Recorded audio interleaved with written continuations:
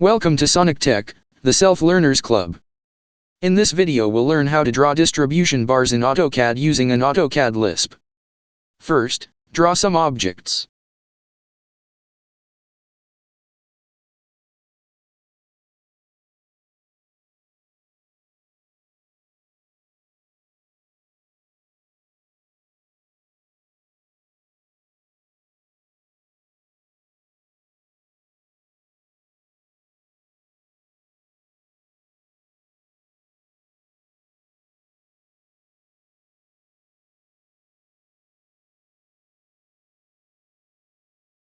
Now load the Lisp, enter Upload, then choose your Lisp and load it.